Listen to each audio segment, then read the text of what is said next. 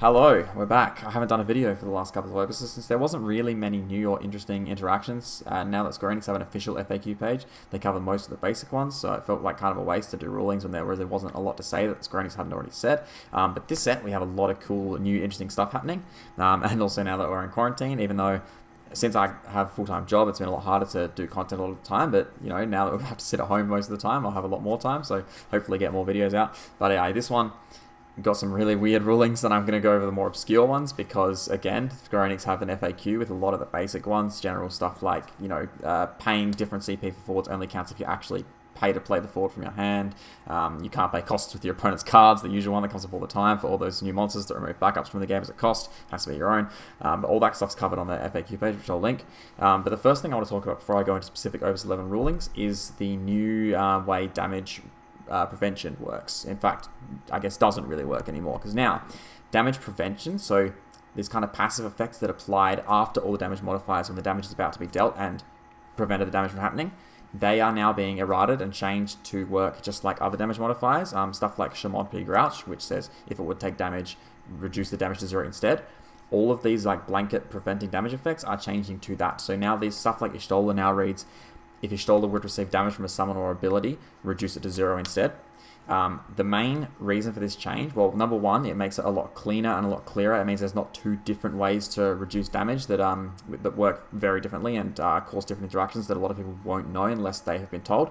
And secondly, it allows new effects like Suchaspel and Brass's Final Eon, which say the damage can't be reduced. They now work on effects like this, so you can actually kill Ishtola in fire now with Brass's Final Eon because his damage can't be reduced, and now Ishtola is only reducing damage to 0, it's not preventing it entirely. So that's a kind of like a sweeping rule change that kind of happened in between Opus 10 and 11, and I thought I'd address it quickly. But moving on to the actual specific rulings. Orphan. This does trigger twice in the same turn if you play it in main phase 1. I know the wording seems a bit off, it seems a bit weird. It's like, beginning of main phase or attack phase, so it sounds like you're making a decision between which one you want to do, but actually it's just listing the different triggers. So it's just an effect that has two different triggers. So if either of these occurs, do this. That's basically what it's saying. So if you play this main phase 1, it'll put the counters, go to attack phase, put more counters. They'll already have 2 counters on them in the turn you play it. The counters themselves aren't inherently tied to Orphan. They are just counters sitting on the card. So even if Orphan dies, those counters still just sit on those cards until they leave play. And even if you brought another Orphan in later and then that Orphan put the third counter on them, then they would still break. It doesn't have to be the same Orphan putting the Doom counters on them. This one's a funny one. If you choose your monster and select a Doom counter on it, and that places the third Doom counter on it, that doesn't break your forward, because that is part of the breaking of the forward is the second part of Orphan's effect. It's not an inherent property of Doom counters. I have no idea why you would ever want to do that anyway, because it won't actually help. You're not going to skip the trigger or anything, because if they put a 4th counter on it with Orphan, it will still break, because Orphan says 3 or more. But I just thought I'd point that out, that just having 3 Doom counters doesn't mean something dies. It's only when Orphan's effect resolves, then it kills things with 3 or more Doom counters. Chronos. The forwards in play are checked at resolution, so if one player has 2 forwards in play when it's triggered, but then one leaves play before it resolves, then that player will have to discard. Gentiana. This one's an interesting one when you start having 2 in play. I'll talk about having 1 in play. This is in the FAQ, but it doesn't prevent on-attack triggers or action or special abilities that dull as a cost, because the ability is already on the stack by the time the forward loses its abilities. But yeah, it also doesn't prevent the remaining effects if a forward becomes dull during the resolution of this effect. Something like Mira, who dulls herself to search another copy of the monster that got broken, that will still resolve because the effect has already started resolving. Removing Mira's abilities won't stop that second part happening. But yes, if both players both have Gentiana, if one Gentiana is dull and the other one becomes dull, then that second one is cancelled, it loses its abilities, because the one Gentiana was already dull, so that one's abilities start applying to the other one before its abilities get a chance to start applying back. If they both dull at the same time, so some kind of AoE effect that dulls everything in play, the Gentiana that was in play first, that's the one whose ability is active, is live. So if your Gentiana enter play first, and then both yours and your opponent's Gentiana dull, then all their forwards will lose their abilities.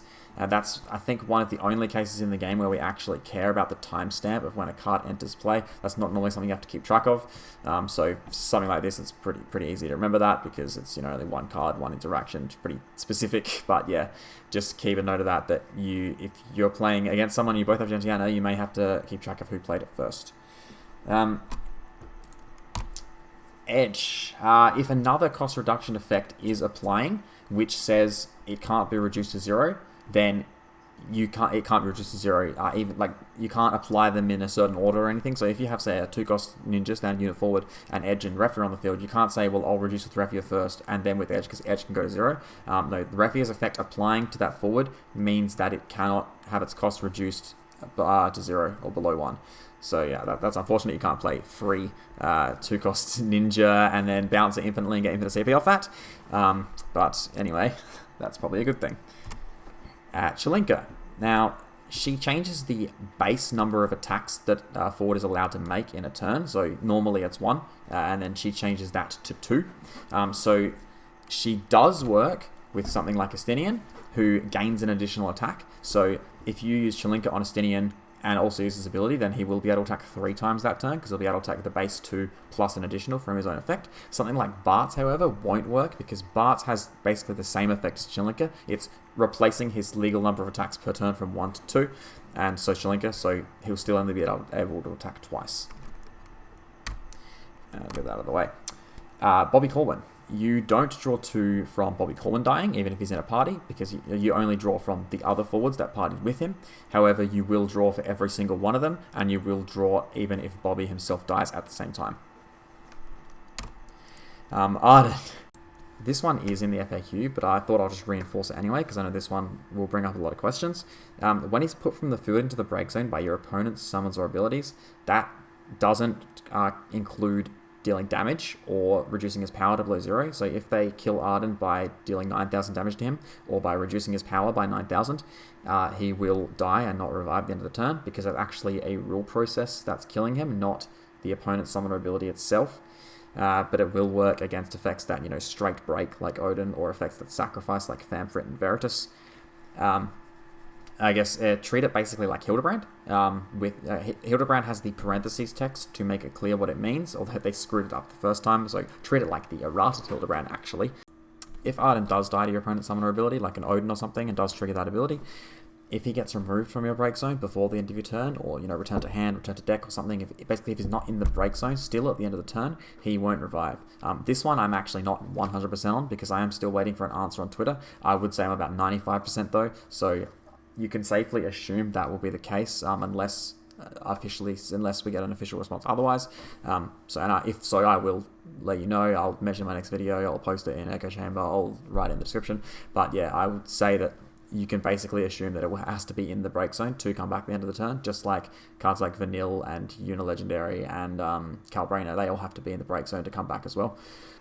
If you use Paradise in the same turn that you resolved his ability on a forward, that forward still can't block on your additional turn, because that is the next turn. Tifa, this is just a reminder. It's like Vincent, who has the same kind of ability. It can't be broken by the break part of Round Edge's effect, even though Round Edge does deal damage. So that's kind of like an English translation error. According to the text, this would die to the break effect on Round Edge, because Round Edge is an ability that deals damage. But what it actually means is it can't be broken except by rules processes that break forwards of more damage equal or greater than their power. Yeah. It's Nyx. He is a Kingsglaive himself, so if he's your only Kingsglaive when he enters, he will have to sacrifice himself.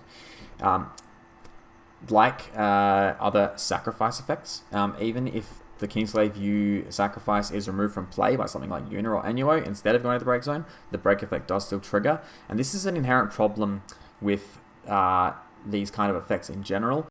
They word 2 different concepts in pretty much the same way, but they're almost completely separate. So there's the action of put something into the break zone, which is what Nyx is saying here. there's the event of when something goes from field to break zone. Now, the event is used in a lot of triggers, stuff like Vanilla and Porum, and that does care whether it goes to the break zone or not, of course, so that the trigger won't even occur if that forward does not go to the break zone. That's an event that happens and triggers that occur based on that event, whereas effects like Nyx are an action you take. So it says put it into the break zone. It's actually saying sacrifice this forward. Or in the case of Vampiric, both players sacrifice a forward. In the case of Cost, sacrifice this card to do something. And so if you think of it in terms of the word sacrifice, when it's an action like that, it takes away the break zone away from it, which is as it should be, because those effects and those costs actually don't care about where the card ends up. They don't care about the break zone specifically.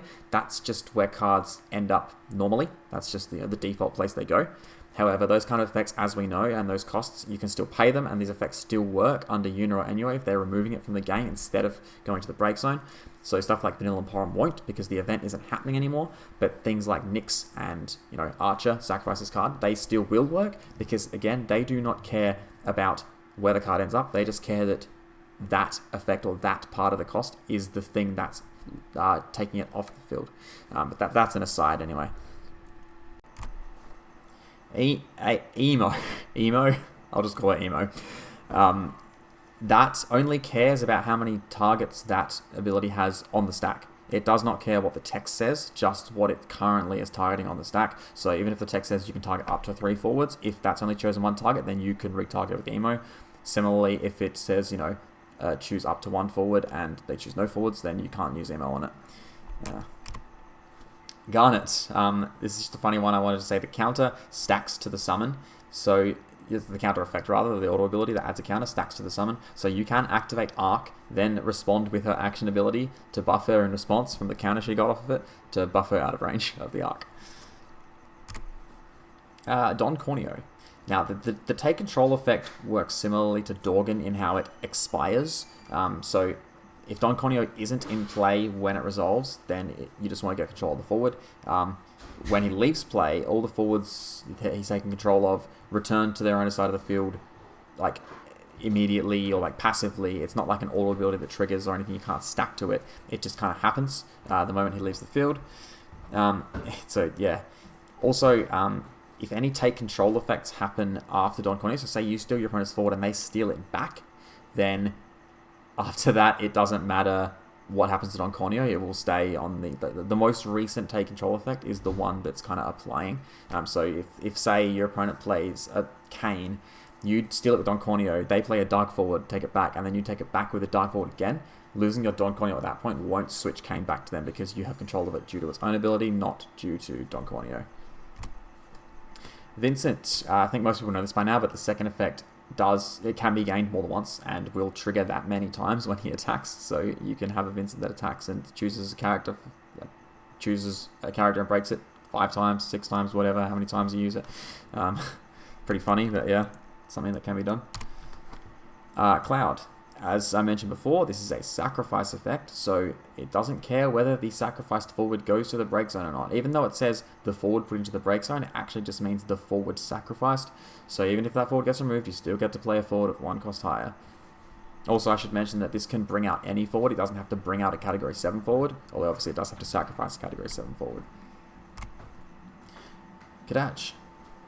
Neither player can manually add to the stack in the end phase. So when Kadaj returns in the end phase and his auto ability triggers, you can't respond to it. Neither player can respond to it. And also note that the 2k Brave effect ends at the end of your turn, not at the end of the turn. So that's why it works. When it comes back at the end of your opponent's turn and use the effect, you will have Brave and 2k during your turn because it ends at the end of your turn. Yeah, so that's the most interesting ones I could find, the ones that aren't already mentioned on Square Enix's thing. I'll link their FAQ and I'll also link that damage reduction prevention article by Kageyama. I've got a first impressions review again that I started and did most of and got interrupted right near the end, but I'll finish that off and hopefully post that soon as well. It's really long and I apologize because I spent a lot of time saying I don't know how good this will be until I see it in action or I have to play around with it, but anyway, I'd do that anyway, just because I love looking at the new set and talking about the new set and kind of looking back after and kind of seeing how right or wrong we were about things. As usual, thank you to my patron supporters. I know I have done nothing for you recently. I feel really bad about that and I'm sorry. But but hopefully I will get more to you. I intend to post like deck ideas and interesting interactions and combos and stuff, new stuff for Opus 11 for you guys specifically that I won't show to everyone. So I hope I can maybe make up eventually kind of what I've been slacking off on. But yes, thank you everyone as always. Cheers for watching.